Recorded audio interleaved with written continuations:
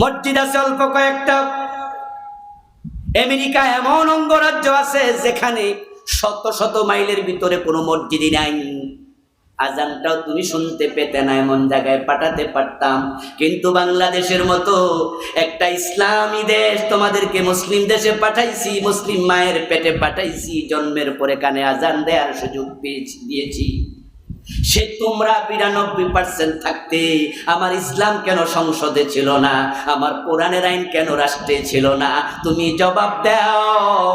আল্লাহর কোনো ক্ষতি নাই, সেদিন জবাব দেয়া কঠিন হয়ে যাবে। আল্লাহ যদি বলে তোরে আমি জান্নাত দেব না, উপায় নাই। ইসলাম কোন দলের ধর্ম না, ওই যে অমুক দল তমুক দল, নো। ইসলাম আমাদের সবার, ইসলাম আসতে সবাই লাভ। একটু কল্পনা করেন তো, চোরে ধরে হাত কাটার আইনের কারণে 2 মাস 6 মাস 1 বছর 2 বছর চলার কারণে এ দেশে ধরে না চুরি নাই, তাহলে আমরা সবাই নিরাপদ হয়ে যাব না? হিন্দু ঘরের দরজা খুলে ঘুমাবে, হিন্দুর ঘর আর চুরি হবে না, জেনা ব্যভিচার থাকবে না, জুলুম থাকবে না, কেউ কাউকে মারবে না। কেমনে মারবে? ইসলামের বিধান আল কিসাস। কেউ যদি আপনার একটা ঘুষি দেয় আর আপনি হাকিমের কাছে গিয়ে বলেন যে অমুক আমার একটা ঘুষি মারছে, ও এলাকার চেয়ারম্যান, আমি হচ্ছি রংপুরের বাসিন্দা, এলাকা রিক্সা চালাইতে আইছি, কিন্তু চেয়ারম্যান সাহেব রিক্সায় ওইটা আমার ভাড়া কম দিছে, এজন্য আমি একটু বাকবিতণ্ডা করছি। চেয়ারম্যান সাহেব, আপনি আমার 20 টাকার জায়গায় 10 টাকা দিচ্ছেন। উনি রাগ করে একটা থাপ্পড় মেরে দিছে। আদালতের হাকিম, আমি আপনার কাছে বিচার চাই। ইসলাম হচ্ছে কুতিবা আলাইকুমুল কিসাসু ফিল কতল,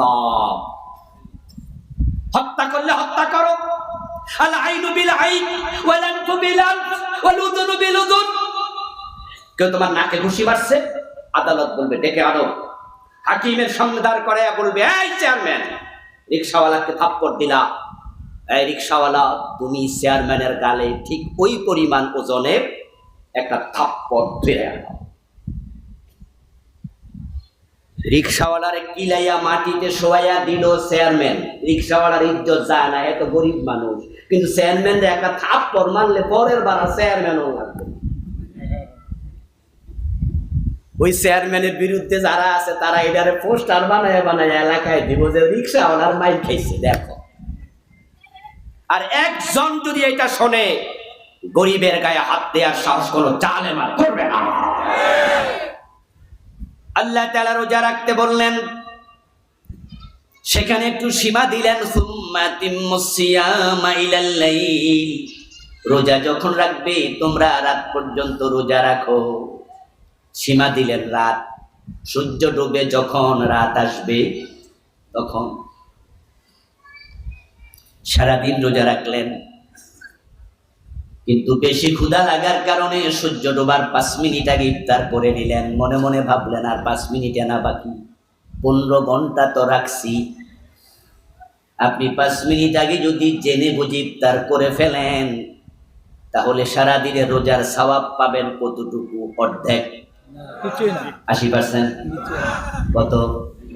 তুই যে রাখলেন সারাদিন, আল্লাহ বলেছে সীমা হলো সূর্য ডোবা, এর 1 মিনিট আগে যদি জেনে বুঝে ইফতার করো, পুরা দিন জিরো, ক্রস চিহ্ন, তুমি শেষ। আল্লাহ যে এত মহান, ওর কথা আর উনার কথার বাহিরে কেউ কিছু বলবে, কেউ কিছু করবে, তিনি তাকে জান্নাত দেবেন না। আবার উনার কথা যে শুনবে, এমন দেয়া দেবেন সে নিয়ে কুলাইতে পারবে না। নবীজি সাল্লাল্লাহু আলাইহি ওয়াসাল্লামের দিকে একটু তাকান।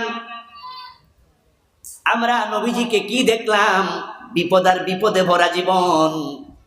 জন্মের আগে বাবা নাই, জন্মের 5 বছর পরে মা নাই, 7 বছর বয়সে দাদা নাই, অসহায় হয়ে গেলেন, ইয়াতিম হয়ে গেলেন। তারপরে ধীরে ধীরে আগাচ্ছেন, নবুয়ত পেলেন 40 বছর বয়সে, মক্কার লোকেরা কতই অত্যাচার করলো, 3 বছর জেলে ঢুকাইয়া দিল, পাথর মেরে তায়েফে রক্তাক্ত করলো। তারপরে আমরা কি দেখেছি? হিজরত করে মদিনায় চলে গেলেন, মক্কায় থাকার মতো কোনো পরিবেশ নাই। তারপরে পলানোর পথে, হিজরতের পথে যখন তিনি লুকিয়ে লুকিয়ে যাচ্ছিলেন, তখন এমন রিক্স, তাই 3 দিন একটা গুহার ভিতরে লুকাইয়াছিলেন। আমার রাসূল চলে গেলেন মদিনায়, মক্কার লোকেরা সেখানে গিয়ে আক্রমণ করলো। আমার রাসূল উহুদের ময়দানে দাঁত ভেঙে ফেললো, কত কষ্ট। কিন্তু আমার আল্লাহ বলছে, ওয়ালা সাওফা ইউতিকা রাব্বুকা ফাতারদা। ও নবী, কষ্টের পরে সুখ আছে। কয়দিন পর আমি এমন নেয়ামত দেব, আপনি খুশি হয়ে যাবেন। পরে এমন নেয়ামত দিল মদিনার প্রেসিডেন্ট। তারপরে কি হলো? আল্লাহ তাআলা প্রিয় নবীকে ওয়ারাফা'না লাকা যিকরাক বললেন, আপনার নাম আমি আমার নামের পাশে বসাইয়া চিরদিন মানুষের কাছে স্মরণীয় করে রাখবো। সুবহানাল্লাহ। আযানের মাঝে রাসূলের নাম আল্লাহ ঢুকাইয়া দিলেন। আযান মদিনায় চালু হয়েছে। কোথায়? আর মায়ের অত্যাচার যত বেশি হচ্ছে, সবচেয়ে বেশি হয়েছে কোথায়? মক্কায়।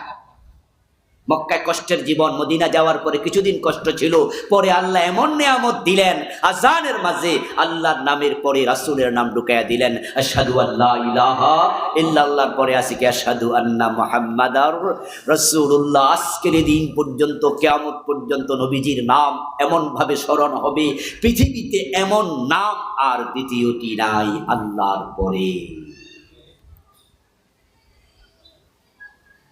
আমার প্রিয় ভাইরা, আল্লাহ তাআলা এত মহান, তার কথা শুনলে তিনি এমন দেন যে দানের আর শেষ নাই। তাই আমরা যদি আল্লাহর 2টি শর্ত পূর্ণ করি, এমন জান্নাত দেবেন যার নিয়ামতের কোনো শেষ নাই। ওয়ালাকুম ফিহা মা তাশতাহি আনফুসুকুম ওয়ালাকুম ফিহা মা তাদউন। এমন জান্নাত আল্লাহ দেবেন যেখানে মনে যা চা তাই পাবেন। মনে যা চাইলেন মনে মনে মুখে প্রকাশ করা লাগবে না, মনেরটা মনে থাকতে আল্লাহ হাজির করে দেবেন। মনেরটা মনে থাকতে হাজির কিভাবে হবে? আপনি তো বলেন নাই, তার উত্তর হচ্ছে মনের খবর আল্লাহ জানেন কিনা।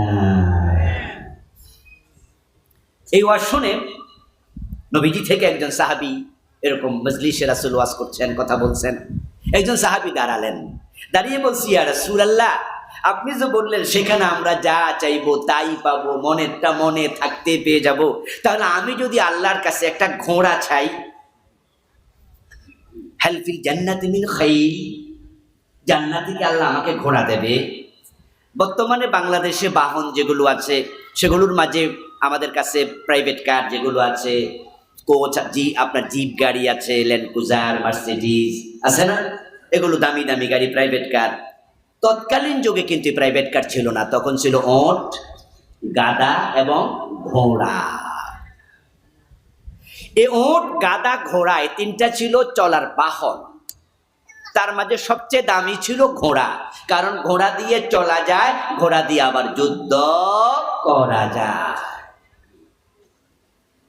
হতে পারে সেই প্রশ্নকারী সাহাবী ধনী মানুষের সন্তান ছিলেন, তিনি ঘোড়ায় চড়তেন, তাই ভাবলেন জান্নাতে কোনো ঘোড়া চাইলে পাবো কি। নবীজি তখন তাকে বললেন, যদি তুমি জান্নাতে যেতে পারো আর আল্লাহর কাছে তুমি চাও এমন ঘোড়া, যে ঘোড়ার পাকা থাকবে, আকাশ দিয়ে উড়বে, আল্লাহ তোমাকে ডানাওয়ালা ইয়াকুত পাথরের ঘোড়াও দেবে। চাইতে দেরি, আল্লাহ দিতে দেরি করবে না। জান্নাত এমন এক জায়গা যেখানে যা পাবেন তাই পাবেন, যা চাইবেন তাই পাবেন। এখন এই নিয়ামত পূর্ণ জায়গাটার জন্য 1 নাম্বার শর্ত হলো ঈমান। যাওয়ার জন্য সে জান্নাতে 2য় শর্ত নেক আমল। এই 2টি আপনি পূর্ণ করুন, মরতে দেরি, জান্নাত পেতে দেরি হবে না। জান্নাত তো প্রস্তুত অলরেডি, শুধু আপনি যাবেন মাত্র। যারা শহীদ হয়, আবার বলছি আমি, উত্তর দিয়েন যারা জানেন, যারা শহীদ হয় শাহাদাতের পরে তারা জান্নাতে যাওয়ার জন্য অপেক্ষা করবে না সাথে সাথে যাবে? ইয়েস। অন্য মানুষেরা জান্নাতে যাবে, তাদের রুহুটা জান্নাতের একটা অংশের নাম ইল্লিয়ুন, ইল্লিন। তাদের রুহুটাকে ভাইরা, পিছনে লোকেরা দাঁড়ায় আছে, কিন্তু আপনাদের কিছু ফাঁকা আমি দেখতে পাচ্ছি। আপনারা কি একটু তাদের প্রতি রহম করবেন, দয়া করবেন, ভালোবাসবেন? একটু প্লিজ প্লিজ, একটু ফাঁকা যদি এক বিগত থাকে, এক বিগতি পূর্ণ করে ফেলেন প্লিজ। এই যে এদিকেও জায়গা আছে, মুরব্বী আপনারা কষ্ট করেন না, একটু একটু চাচা একটু এদিকে যাবেন। হ্যাঁ, একটু প্লিজ জিকির করুন লা ইলাহা ইল্লাল্লাহ। জান্নাতে যাওয়ার জন্য প্রথম শর্ত ঈমান, দ্বিতীয় শর্তের নাম নেক আমল।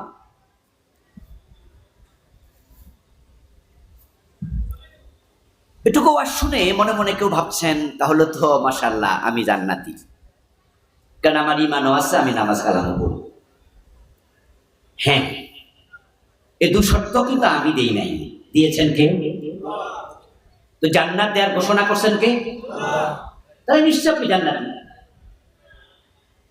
আপনার চিন্তা ভুল নয়, কিন্তু এবার বলুন তো সকলের ঈমান খাঁটি না কিছু ভেজাল ঈমান আছে? সমস্যাটা এখানে, সমস্যাটা এখানে।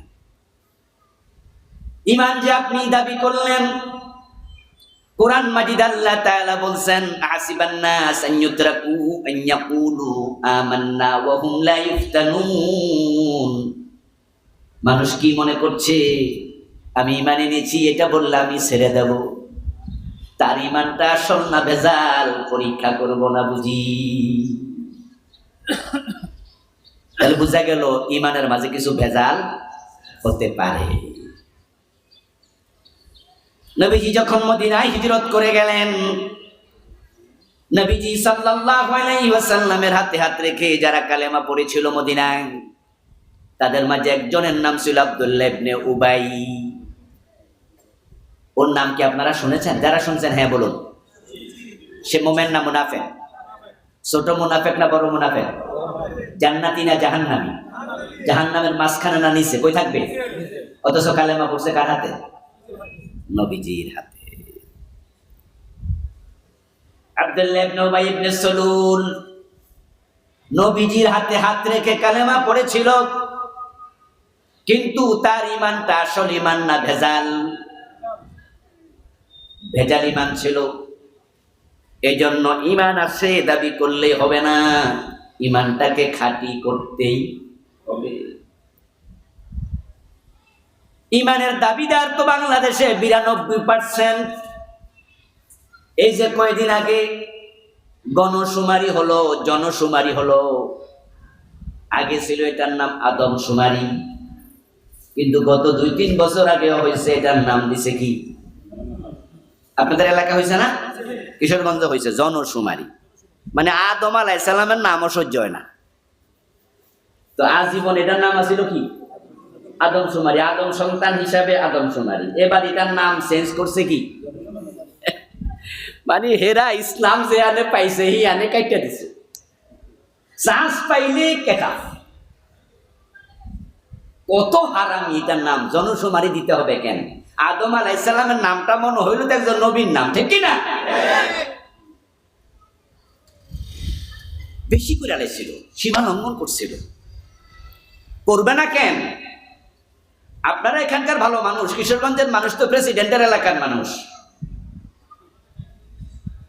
আপনারা ইসলাম বিরোধী মানুষ না, আপনারা ভালো মানুষ। চিন্তায় কিছু ভুল আছে, কর্মে কিছু ভুল আছে, থাকতে পারে মানুষের।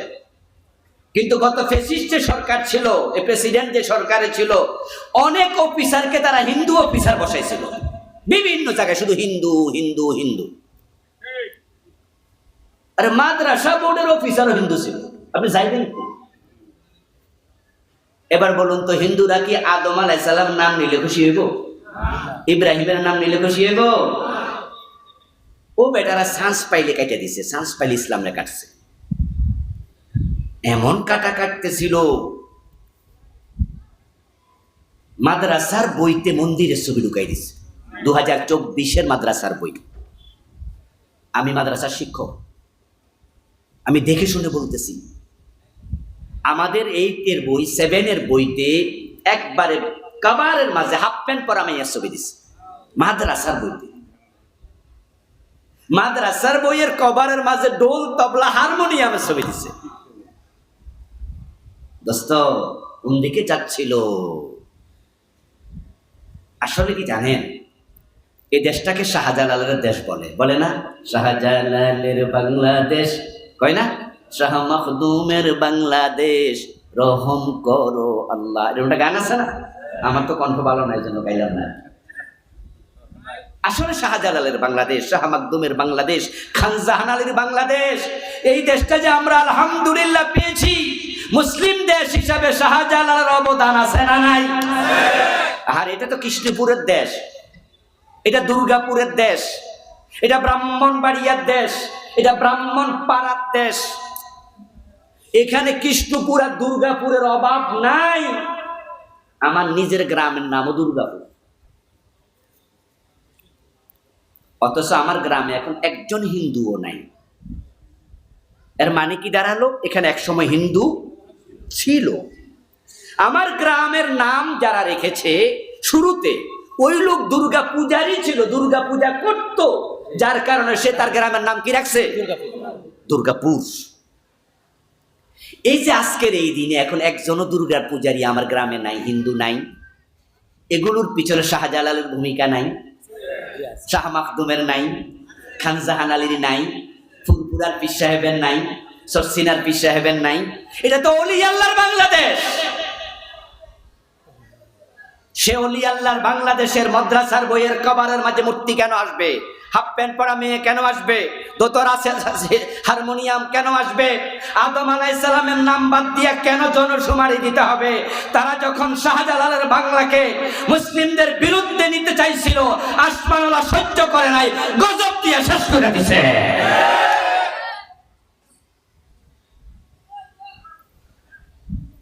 জুলাই অভ্যুত্থান হয়েছে, এখন নাম কাম সব শেষ। কারণ আল্লাহর সাথে লাগতে যাইও না। আল্লাহর সাথে লাগতে গেলে আল্লাহ একটা ছোট্ট ধাক্কা দিলে তো শেষ নাকি? ইন্নামা আমরুহু ইযা আরাদা শাইআন আন ইয়াকুলা লাহু কুন ফায়াকুন। শুধু বলে হ হয়ে যায়, হ হয়ে যায়। উনার ক্ষমতা এত বেশি। এই যে গত 2-3 বছর আগে একটা করোনা গেছে না? এই করোনা কি ইয়াতে কোনো কিশোরগঞ্জ আইছিল না? বাংলাদেশে কোনো জেলা মনে হয় বাদ পড়ে নাই মনে হয়। আমি ভাবছিলাম আবার নদী টদী মতোই আইতে পারছি না, নৌকাত কইরা চলে আইছে। এই করোনায় পৃথিবীর সবচেয়ে বেশি এফেক্টেড দেশ হচ্ছে আমেরিকা। কোন দেশ? পৃথিবীর সবচেয়ে ক্ষমতাধর দেশ কোনটা? খেয়াল করছেন না আল্লাহর খেলা? আমেরিকা পৃথিবীর সবচেয়ে পাওয়ারফুল রাষ্ট্র, কিন্তু নিউ ইয়র্ক শহরে এক একদিন 3000, 4000, 5000, 7000 মরে গেছে করোনায়। আমেরিকার মতো এত মানুষ আর পৃথিবীর কোথাও মরে নাই। করোনা শেষ হওয়ার কিছুদিন পরেই আমার, অথচ করোনা এত ছোট্ট একটা জীবাণু যেটা খালি চোখে দেখা যায় না। আমেরিকা হলো পৃথিবীর সবচেয়ে পাওয়ারফুল, আর করোনা হলো একটা ছোট রোগ। আল্লাহ এটা দিয়া বুঝাইছে আমেরিকা পারলে মোকাবেলা কর, পারলে ঠেকা। আল্লাহ দয়া করে যদি করোনা তুলে না নিতেন, ঠেকানোর ক্ষমতা কারোই ছিল না। আদমশুমারির কথা বলতেছিলাম, সেখান থেকে তো এখানে আইছি নাকি? ওরা যখন আদমরাও সহ্য করে নাই, আল্লাহ ছোট্ট একটা ধাক্কা মারছে, আর কিছু না। ওই পোলাপান দিয়া, যে পোলাপান গুলো ওদের বিরুদ্ধে আন্দোলন করলো, আর এগুলোর আন্দোলন দমন করা তো সাবেক প্রধানমন্ত্রীর জন্য কোনো ব্যাপারই না। যেখানে বড় বড় দল বেসুপ করে লেছে, এই স্কুল কলেজের পোলাপান কোনো ব্যাপার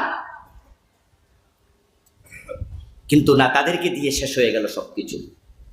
কারণটা কিন্তু এখানে নয়, কারণটা অন্য জায়গায়। এই জন্য আপনাকে বলছি, শিক্ষা নেন। আল্লাহর কোরআন রাসূলের ইসলামের বিরুদ্ধে কখনো অবস্থান নেবেন না। যদি নেন তাহলে আল্লাহ আরো বড় ধাক্কা দেওয়ার ক্ষমতা আল্লাহর আছে না? না, এমন ধাক্কা দেবেন সহ্যই করতে আর পারবেন না। বলছিলাম জান্নাতে আমরা যেতে চাই, এই জনশুমারির কথা এই জন্যই আসলো। এর আগে মুসলমান ছিল নাকি 90%, এই গত জনশুমারিতে 2% বাড়ছে। এখন বাংলাদেশে মুসলমান হলো 92%। এজন্য আমরা সকলে মনে করি আমরা তো মোমেন, আমরা তো ঈমান। আসলে তা না। এই 92% মুসলমানের ভিতরে কি কাদিয়ানির নাম পড়ে নাই? ভাইরা বলেন না, বলেন না, বাংলাদেশে কাদিয়ানি আসেনি? তো এরার নাম কি হিন্দুর ভিতরে গেছে? কাদিয়ানি কি হিন্দু, ইহুদি, খ্রিস্টান? ওরা নিশ্চয়ই লেখছে আমরা মুসলমান। এজন্য তো আমরা হুজুররা দাবি করতেছি ওদেরকে রাষ্ট্রীয়ভাবে কাফের ঘোষণা করতে হবে, কারণ তারা বাংলাদেশে কাদের পরিচয় থাকে? মুসলিম। বলুন তো, কাদিয়ানিদের মসজিদ নাই? নামাজ পড়ে না, রোজা রাখে না, অথচ তাদের ব্যাপারে হক্কানি আলেমদের ফতুয়া কি? তারা মোমেন না কাফের? কাফের কি জান্নাতে যাবে? ঈমানে তো নাই, জান্নাতে যাবে কেমনে? ও বন্ধু আমার, তারা নামাজ পড়ছে, রোজা রাখছে, কিন্তু তাদের ঈমান নাই। আমরা সবাই তাদেরকে কাফের ফতুয়া দিচ্ছি। এবার বলুন তো, 5 ওয়াক্ত নামাজ পড়ে, জুমার দিন মসজিদে যায়, ইমামের পিছনে দাঁড়ায় নামাজ পড়ে, অথচ পীরের পায়ে সেজদা দেয়, এমন লোক বাংলাদেশে আছে না নাই? মাজারে সেজদা দেয় এমন লোক কিশোরগঞ্জে আসেনি? ইন্না লিল্লাহ। যারা আল্লাহ ছাড়া অন্যকে সেজদা দেয়, পীরের পায়ে সেজদা দেয়, ঈমান থাকে না? যা যে পীরের পায়ে সেজদা দেয় সে মুমিন না মুশরিক? তো তুমি জান্নাতে কেমনে যাবে? জান্নাতে যাওয়ার জন্য প্রথম শর্তই তো হলো ঈমান। নবীজি সাল্লাল্লাহু আলাইহি ওয়াসাল্লাম বলেছেন, ইয়াতি আলান নাসি জামানুন ইয়াজতামিউনা ফিল মাসাজিদি লাইসা ফীহিম মুমিনুন। এমন একটা জামানা আসবে যে জামানার মানুষগুলো মসজিদে জামাতের সাথে নামাজ পড়বে, কিন্তু তাদের মাঝে একজনের ঈমান থাকবে না। কোরআনে আল্লাহ বলছেন, মা ইউমিনু আকসারুহুম বিল্লাহি ইল্লা ওয়া হুম মুশরিকুন। তাদের অধিকাংশের অবস্থা এমন হবে, তারা আল্লাহর উপরে বিশ্বাস রাখবে, এরপরে আবার মুশরিক হয়ে যাবে। বাংলাদেশে জান্নাতে যাওয়ার প্রথম শর্ত ঈমান। এটার খুব অবস্থা খারাপ, ঈমানের দৈন্যতা চলছে। যেমন আমার সামনে আপনারা যারা বসে আছেন, এখানে কিন্তু নামাজি অনেকে আছেন, রোজাওয়ালা অনেকে আছেন, অসংখ্য লোক নামাজি, কিন্তু ঈমানওয়ালা আমরা কয়জন আছি এটা খুঁজে পাওয়া খুব জটিল। এই প্রশ্নের জবাব খুব কঠিন। কারণ নবীজি বলছে, ইমাম সাহেব, মুয়াজ্জিন, মুসল্লি, লাইসা ফীহি মুমিন ওয়াহিদ, একজন মুমিন থাকবে না, এমন একটা জামানাও আসবে। 1450 বছর আগে বলছে আসবে, তো এখন কি আসবে না এসে গেছে? আমার মন বলে এসে গেছে। এই যে কাদিয়ানির মসজিদ, ইমামও কাদিয়ানি, মুয়াজ্জিনও কাদিয়ানি, মুসল্লিও কি কাদিয়ানি, তো সেখানে মুমিন কয়জন খুঁজে পাবেন? অথচ 5 ওয়াক্ত নামাজি। প্রিয় ভাই, যারা মাইজবান্ডার শরীফে মুরিদ, মাইজবান্ডারে কি পীরের পায়ে সেজদা হয় না? মাজারে সেজদা দেয় না? আচ্ছা, ওরা কি নামাজ পড়ে না? যারা দেওয়ানবাগের মুরিদ, তাদের এখানে কি মসজিদ নাই? নামাজ পড়ে না, কিন্তু পীরের পায়ে সেজদা দেয় না? যারা আটরশির মুরিদ, আমাদের 200 সাক্ষী, আমি দেখেছি আটরশিতে পীরের পায়ে সেজদা দেয়, মসজিদে মাজারে সেজদা পড়ে আছে 2 জন। আমি ঘুরতে গেছিলাম সেখানে, মাগরিব পড়লাম, পরে তারপরে একটু ঘুরতে বেরোছি, ওখানকার 2-1 ছাত্র সাথে নিয়ে দেখি 2 জন কবরে সেজদা পড়ে আছে অলরেডি। ও প্রিয় ভাই, মসজিদে নামাজ পড়ো, আবার পীরের পায়ে সেজদা দাও, শিরিক। এই জাতীয় শিরিক কি বাংলাদেশে 1-2টা আছে না বেশি আছে? বেশি আছে। ঈমান বাঁচাতে চাইলে 3টা কাজ করা যাবে না। যারা 3টা কাজ করবে তাদের ঈমান চলে যাবে, কিয়ামতের আগে হিরিক পড়বে ঈমান যাওয়ার। নবীজি বলছেন তাকুনু বাইনাস সাআতি ফিতানুন কাকিতাইল লাইলিল মুসলিম ইউসবিহু ফিহা আর-রাজুলু মুমিনান ফায়ুমসি কাফিরা ওয়া ইউমসি মুমিনান ফায়ুসবিহু কাফিরা ওয়া ইয়াবিউ আকওয়ামুন দীনাহুম বিআরাদিন মিনাদ দুনিয়া। আমার রাসূল ভবিষ্যৎবাণী করে কিয়ামতের আগে সূর্য ডুবে গেলে যেমন আধার ধেয়ে আসে, কিয়ামতের আগে দুনিয়ার চারদিক থেকে ফিতনা ধেয়ে আসবে। ওই ফিতনার যুগে মানুষ সকাল বেলায় মুমিন, সন্ধ্যা বেলায় কাফের হবে। মানুষ সকাল বেলায় মুমিন থাকবে, সন্ধ্যা বেলায় কাফের হয়ে যাবে। এমন কথা বলবে যে কথা ইমান শেষ, সে বোঝে না ইমান জেগেছে, কারণ সে কুফরি নিয়ে পড়ে না, শিরিক নিয়ে পড়ে না। এলেম শিখা ফরজ, এলেম আগে না আমল আগে? মাশাআল্লাহ, কথা বলেন, এলেম আগে না আমল আগে? এই জন্য কোরআনের প্রথম আয়াত নাজিল করছে আল্লাহ, ইকরা ইকরা বিসমি রাব্বিকাল্লাযী। ইকরা শব্দের অর্থ কি? পড়লে জানবা, আগে জানো তারপরে মানো। قال رسول الله صلى الله عليه وسلم إن العبد لا يتكلم بالكلمة من سخط الله لا يلقي لها بالا يهدي بها في جهنم। বান্দা তার মুখ দিয়া এমন কথা বলবে যা সিরিয়াসলি বলে নাই, লা ইউলকি লাহা বালা, সে সিরিয়াসলি বুঝে শুনে বলে নাই, হালকা ভাবে বলেছে, কিন্তু কথাটা ছিল কুফরি কালাম। তাই একটা কথার কারণে আল্লাহ তাকে জাহান্নামের মাঝখানে ফেলে দেবে। Copper copper. এই যে কয়দিন আগে আমাদের একজন নেতা টেলিভিশন সাক্ষাৎকারে তিনি বলেছেন যে আমরা শরীয়ত আইনে বিশ্বাস করি না। আল্লাহ তাআলা যেহেতু বড়, আল্লাহর মনও বড়, এই জন্য আল্লাহ আমাদেরকে ছোট মোটো জান্নাতের কথা বলে নাই, বলছে সবচেয়ে বড় জান্নাত, জান্নাতুল ফিরদাউস তিনি দেবেন যদি আমরা দুটি কাজ করি। আচ্ছা, যে জান্নাত আল্লাহ দেয়ার ঘোষণা দিলেন, ওই জান্নাত কি আল্লাহ বানাবেন না বানিয়ে ফেলেছেন? মাশাআল্লাহ, মেসেজ আপনাদের কাছে ক্লিয়ার। আল্লাহ কিন্তু জান্নাত অলরেডি প্রস্তুত করে ফেলেছেন। এখন জান্নাত যেহেতু আল্লাহ রেডি রাখছে, জান্নাতে যারা যাবে, যাওয়ার জন্য আমাদের প্রস্তুতি নেওয়া দরকার আছে কিনা? আরে ভাই, এটা বিয়ে বাড়ির দাওয়াতে গেলে তো একটা প্রস্তুতি নিয়ে যাওয়া লাগে। আপনার পাশে বাজার, বাজারেও যদি আপনি কোনো কারণে আসেন, প্রস্তুতি ছাড়া আসেন, আপনি একটা মোমবাতি কিনলেও তো 10 টাকা পকেটে নিয়ে আসেন। তো আল্লাহর জান্নাতে আমরা যারা যেতে চাই, প্রস্তুতি নেওয়া দরকার নাই? আজকে ফজরের নামাজ যারা পড়ে নাই, তারা প্রস্তুতি নিছে তো? কিন্তু আপনি জিজ্ঞাসা করেন, বেহেশতে যাবেন, দেখবেন যে মুস্কি হাসি দিয়া বলবো চলেন, মানে মনে হয় যেন চান্স পাইলে এখনই যাই, কিন্তু নামাজ পড়ে নাই। আমার প্রিয় ভাইয়েরা, আল্লাহর জান্নাত আল্লাহ তাআলা বানিয়েছেন, তিনি প্রস্তুত করে ফেলেছেন। এখন সেই জান্নাতে যাওয়ার জন্য আমাদেরকে প্রস্তুতি নিতেই হবে। কোন কোন প্রস্তুতি নিলে জান্নাত পাওয়া যায়, সেটাই হলো আমার আলোচনার আজকের বিষয়, প্রতিপাদ্য। পরিতাপের বিষয় হলো বাংলাদেশের অসংখ্য এমন মুসলমানের সন্তান রয়েছেন যারা জান্নাতে যেতে চান, কিন্তু জান্নাতের প্রস্তুতি তাদের নাই। শুধু যাইতে চায়, চাইলে কি পাওয়া যায়? চাইলে পাওয়া যায় না। যদি চাইলে জান্নাত পাওয়া যেত, হিন্দুরাও জান্নাতে যাইত, কারণ তাদেরও জান্নাতে যাওয়ার শখ আছে, তারাও যাইতে চায়, স্বর্গে যাইতে চায়। এজন্য দেখবেন যে বিভিন্ন জায়গায় হিন্দুরা মরা মানুষের নামের আগে কি লেখে? স্বর্গীয়, স্বর্গীয় অমক। স্বর্গীয় মানে কি স্বর্গে যাবে না অলরেডি গেছে? প্রস্তুতি কি দেখছেন? এটা গেছে আর আমরা যাব। শখ কারে কর? হিন্দু মিয়া সে তার আত্মীয় স্বজন যে মরে গেছে তারে অলরেডি স্বর্গে পাঠাইয়া দিছে। স্বর্গ আর জান্নাত জিনিস কিন্তু একটাই।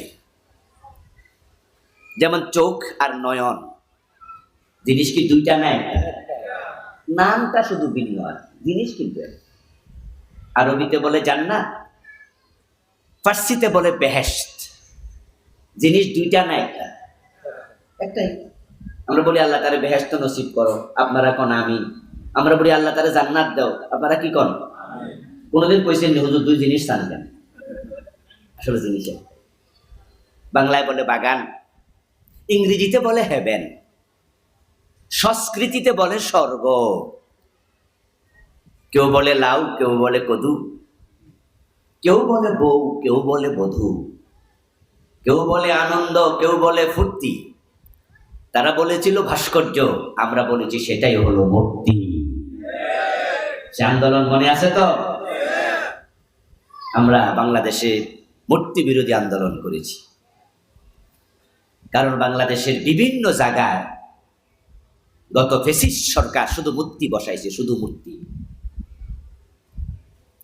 তারা হাইকোর্টের সামনে পর্যন্ত ওখানে মূর্তি বসাইছিল,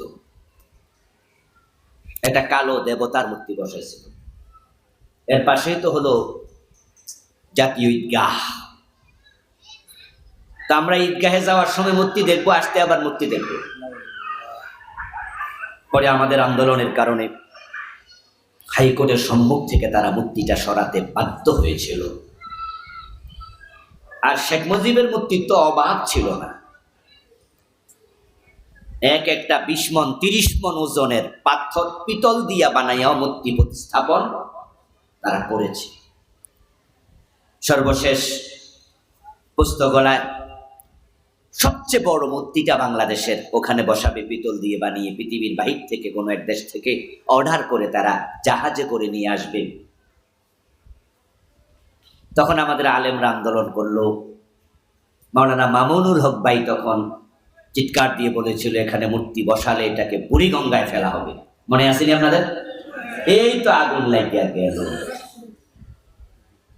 শেষ পর্যন্ত উনাকে বউ দিয়া মামলা দিয়া দর্শনের আসামি বানাইয়া জেলে ঢুকাই দিছে। আমার প্রিয় ভাইয়েরা, শব্দের পার্থক্য, মূর্তি যেই কথা, ভাস্কর্য একই কথা। কেউ কেউ চালাকি করে, চালাকি করে তারা শব্দ চেঞ্জ করে হারামকে হালাল বানাতে চায়। চাচা সুদ খাইয়েন না, কয় না বাতিজা সুদ তো অনেক আগে ছাইড়া দিছি, এখন শুধু ইন্টারেস্ট খায়। বাংলায় খায় না, কি দিয়া খায়? ইংলিশে খায়, শব্দ চেঞ্জ করে খাইতেছে। এত চালাকি ভালো না। আমরা বলেছিলাম যে মূর্তি বানাইও না। আল্লাহ মুসলমানদেরকে পৃথিবীতে মূর্তি বানাতে পাঠায় নাই, মূর্তি ভাঙতে পাঠাইছে। শাহজালাল রহমতুল্লাহি আলাইহি মূর্তি বানাইছে না ভাঙছে? ইব্রাহিম আলাইহিস সালামের সাথে আমাদের সম্পর্ক আছে, উনি কি লাগে আমাদের? জাতির পিতা। মুসলিম জাতির পিতা কে? ইব্রাহিম আলাইহিস সালাম। জোর কইরা ওরা আমাদেরকে আরেকজনকে দিয়া বলাইতে বাধ্য করছে। জোর কইরা কইতে গত 15 বছরে কইতে বাধ্য করছে, লেখছে। এত ধাক্কা ধাক্কি ভালো না। সম্মান কখনো জোর করে আদায় করার বিষয় না, সম্মান মন থেকে আসতে হয়। ইব্রাহিম আলাইহিস সালাম মূর্তি বানান নাই, তিনি মূর্তি ভেঙেছেন। আমাদের প্রিয় নবী মুহাম্মদুর রাসূলুল্লাহ সাল্লাল্লাহু আলাইহি ওয়াসাল্লাম মক্কা বিজয়ের পর কাবার ভিতরে কাবার বাহিরে 360টা মূর্তি ছিল, এগুলো রেখেছেন না ভেঙেছেন? মুসলিমরা কখনো মূর্তি বানায় না, এটা মুসলিমদের কালচার না। আমরা বলেছি মূর্তি বানাইও না, ওরা বলছে না হুজুর আপনারা বোঝেন না, আমরা ভাস্কর্য বানাইতেছি। ওরা মূর্খকে হাইকোর্ট দেখাইছে। ওরা জোর করে বানাইছে ঠিকই, কিন্তু রেজাল্টটা কি ভালো হয়েছে? জুলাই আন্দোলনের পরে আমরা কি দেখলাম? বড় বড় মূর্তির গলার মাঝে রশি লাগাইয়া টেনে মাটিতে ফেলে দিয়েছে। কিছু কিছু মূর্তি ভাস্কর্যের মাথায় উঠে কেউ কেউ প্রস্রাব করে দিয়েছে। করে নাই? এ মরা মানুষটার এত বেজ্জতি তোমরা কেন করলা?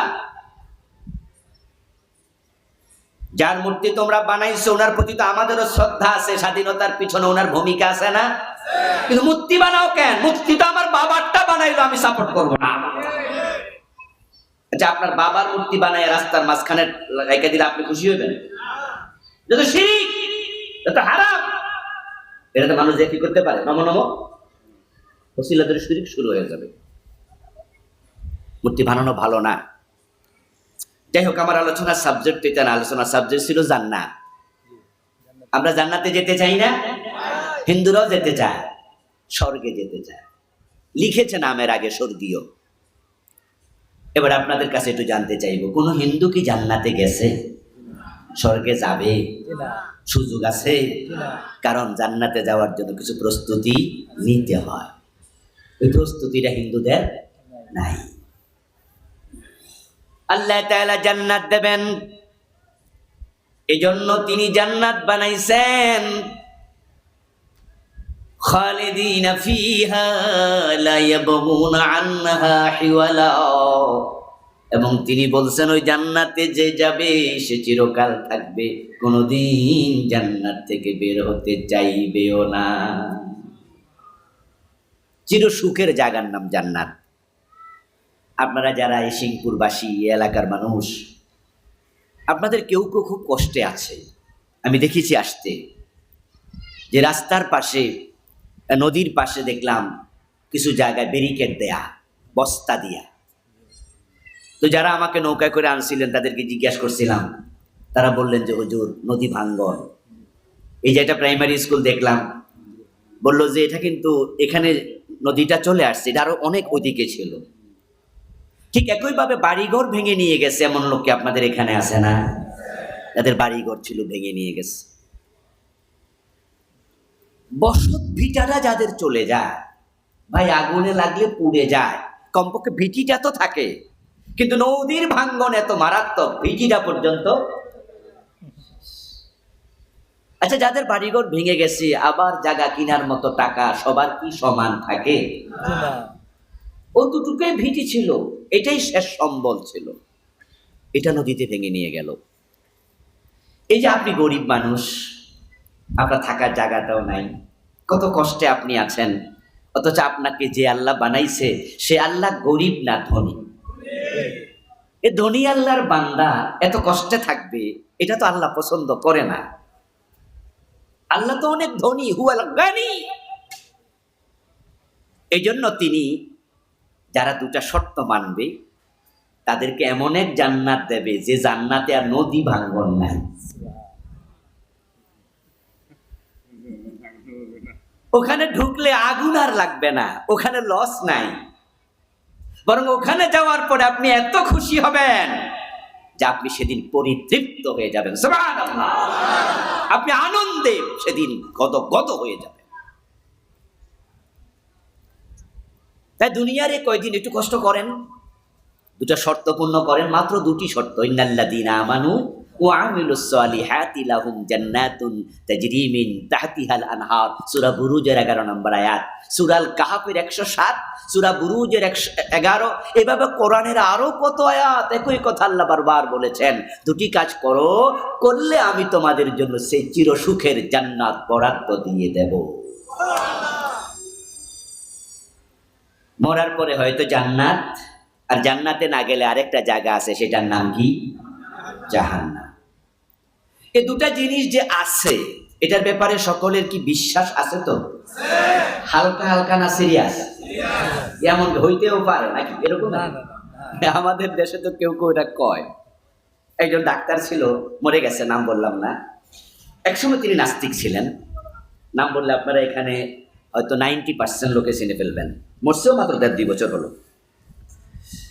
একসময় তিনি নাস্তিক ছিলেন, পরে উনি আলহামদুলিল্লাহ কিছুটা আস্তিক হয়েছিলেন, এবং মরার আগে তিনি কায়দা পড়েছিলেন, কোরআন শিখতে চেয়েছিলেন। এটাও ভিডিওতে আমরা দেখলাম যে তিনি একজন হুজুরের কাছে কায়দা পড়ছেন, এটার ভিডিও দিয়েছে হুজুর।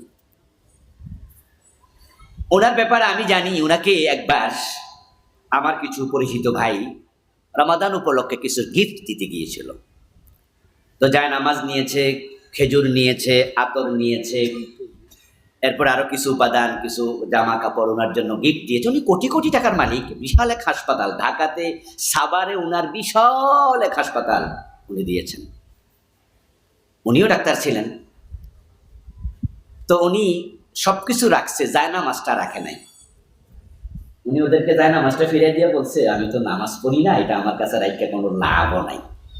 এজন্য এটা নষ্ট হবে, এটা অন্য কারণে দিয়ে দিও তোমরা। এই ছিল উনি।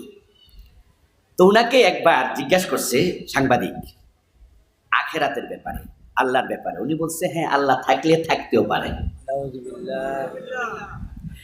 এর মানে এক সময় ছিল পুরা নাস্তিক, তখন বলছে আল্লাহ নাই। এই ছিল তার আইডিওলজি। পরবর্তীতে কিছু আস্তিক হয়েছে, এক সাক্ষাৎকারে বলতেছে থাকলে, কথা কয় না কেন সিংপুরের লোকেরা, কি বলছে থাকলে, এর মানে এখনো পুরা শিওর না। তো মরার পরে যে জান্নাত জাহান্নাম আছে, এটা কি এমন থাকলে থাকতে পারে নাকি আছেই?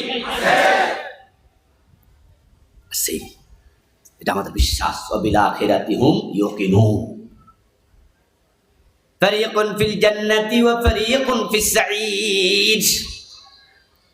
একদল মানুষ জান্নাতে চলে যাবে, আর একদল মানুষ জাহান্নামে হয়ে যাবে। বুঝে শুনে উত্তর দিয়েন, জাহান্নামে যেতে যে যে চান হাত তোলা দেন।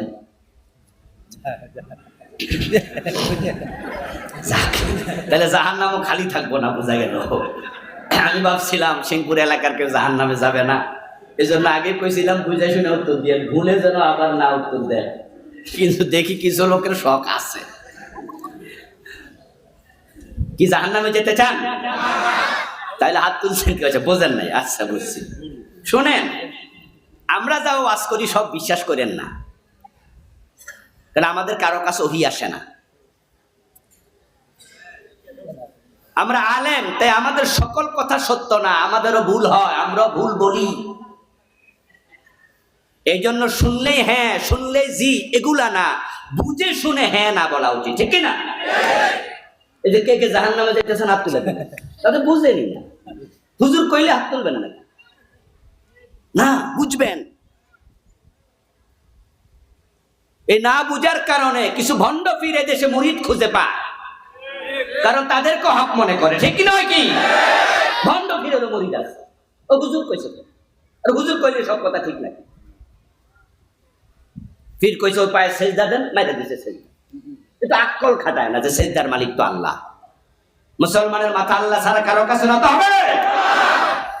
দিন দিন বাজে গণদ্বন্দ্ব বিদা মামাও, হাকিবির শির জায়গা নেগি জায়গা মামা। এই মামা মানে পাগড়ি, কবি নজরুল সেটাকে আমামা বলেছেন। ইমাম হুসাইন রাদিয়াল্লাহু তাআলা আনহুর আলোচনা সাপেক্ষে তিনি বলেছিলেন মহরম কবিতা। ইমাম হুসাইনের বক্তব্য ছিল, এই ইয়াজিদের বাহিনী কল্লা কেটে নিতে পারবা, কিন্তু পাগড়ি নোয়াতে পারবা না, মাথা নোয়াবো না, কল্লা কেটে নিতে পারবা। মুসলমানের মাথা আল্লাহ ছাড়া কারো কাছে নত হয় না, তো পীরের কাছে কেন নত? পীরও তো একজন মানুষ। ওই যে কিছু অবুঝ লোক হুজুর কইছে, এজন্য হ্যাঁ সব জায়গায় না, কিছু জায়গায় নাও বলতে শিখতে হবে। যখন দেখবেন যে কোনো আলেম কোরআন বিরোধী কথা বলে, হাদিস বিরোধী কথা বলে, ওই আলেম আমার জন্য দলিল না, দলিল হচ্ছে কোরআন এবং সুন্নাহ। এই চিন্তা মাথায় রাখতে হবে। আল্লাহর দন রাসূলকে দিয়া আল্লাহ গেছে গায়েব হইয়া, রাসূলের দন খাজা লইয়া শুইয়া আছে আজমিরে, কেউ ফিরে না খালি হাতে খাজা বাবার দরবারে। হুজুর কইছে, আর কিছু লোক মুস্কি হাসি দিয়া কয় ঠিক কইছে। তাহলে এখন থেকে আমার ওয়াজ যতক্ষণ চলবে বুঝা শুই না হ্যাঁ না কইতে হইব। আবার কিছু চালাক আছে কথা কমুয়ে না, কোনটা কয়ে বিপদে পড়ি। আপনারা জান্নাতে যেতে চান? জাহান্নামে আমরা কেউ যেতে চাই? এখন জান্নাতে চাইলেই তো যাওয়া যায় না রে ভাই। যাওয়ার জন্য দুটি শর্ত দিয়েছেন কে? কোরআনের অসংখ্য আয়াতে। আল্লাহ এমন এক মহান সত্তা, উনি যা বলেন সেটাই চূড়ান্ত, সেটাই ফাইনাল। আল্লাহর কথার মাঝে কোনো হেরফের নাই। জান্নাতে যারা আমরা যেতে চাই, দুটি শর্ত তিনি দিয়েছেন। দুই মানি দুই, দুই মানি এক নয়, দুই মানি দেড় নয়, দুই মানি ফোনে দুই নয়, দুই মানি দুই। তিনি বলেছেন দুইটা শর্ত, এই দুই শর্ত মানলে জান্নাত। এখন বাংলাদেশের লোকেরা অসংখ্য ইমানদার দাবি করে, কিন্তু পাঁচ ওয়াক্ত নামাজ পড়ছে না। আবার নামাজ পড়ছে কিন্তু সাথে সুদে টাকা লাগাইয়া বসে আছে। নামাজ পড়ছে, ঘোষ না দিলে ফাইলে সিগনেচার করে না, এমন নামাজি ঘোষখোর অফিসার আছে না নাই? হাজী সাহেব হজ করেছে, বোনের হক দেয় না, নিজে জোর করে বোনেরটাও খায়, নিজেরটাও খায়।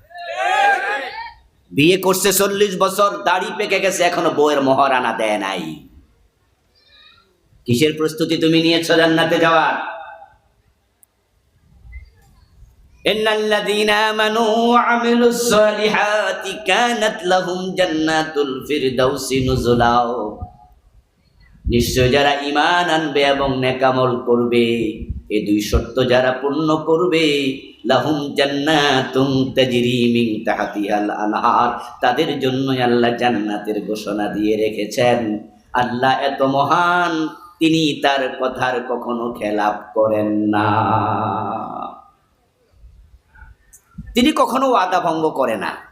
এর মানে আমরা যদি এই দুটি শর্ত পূর্ণ করি, আমরা যে জান্নাত পাবো তাতে কোনো সন্দেহ নাই। তিনি যা বলেন তাই করবেন। আবার তার কথার উল্টা পাল্টা চললে আবার তিনি জান্নাত দেবেন না। যেমন ধরেন, তিনি ওযু করার জন্য 4টা ফরজ করছে। ওযুর ফরজ কয়টা? 4টা। ইযা কুমতুম ইলাস সালাতি ফাগসিলু উজুহাকুম ওয়া আইদিয়াকুম ইলাল মারাফিক ওয়ামসাহু বিরুউসিকুম ওয়া আরজুলাকুম ইলাল কাবাইন। উনি বলছে যে তোমরা মুখ ধোও এবং তোমরা হাত ধৌত করো। হাত ধৌত করতে বলে একটু ব্যাখ্যা দিলেন, সেটা হচ্ছে ইলাল মারাফিক, তোমাদের কনুই সহ। এখানে আমাদেরকে ওটা সীমানা দিলেন যে তোমরা কনুই সহ হাত ধৌত করো। এখন হাত ধৌত করতে গিয়ে আপনি এখানে একটু জায়গা ধন নাই, ধরেন সেখানে এই তো একটু সামান্য, ওযু হবে? কিছু তো হবে। দেখেন আপনি হিসাবটা, আল্লাহর কথা কত সিরিয়াস। মাসালা হলো, যদি কোনো ব্যক্তি ওযুতে হাত ধৌত করতে গিয়া হাতের এই অংশে একটা চুল পরিমাণ জায়গা, পশম পরিমাণ জায়গা শুকনা রাখে, তাহলে তার ওযুটা হয়। এমন নয় যে কিছু হয়েছে, হয়ই নেই। আল্লাহ তাআলা রোজা রাখতে বললেন, সেখানে একটু সীমা দিলেন, সুম্মা তিম্মুস সিয়ামা ইলাল লাইল, রোজা যখন রাখবে তোমরা রাত পর্যন্ত রোজা রাখো। সীমা দিলেন রাত, সূর্য ডুবে যখন রাত আসবে তখন। সারাদিন রোজা রাখলেন, কিন্তু বেশি ক্ষুধা লাগার কারণে সূর্য ডোবার 5 মিনিট আগে ইফতার করে নিলেন। মনে মনে ভাবলেন আর 5 মিনিট না বাকি।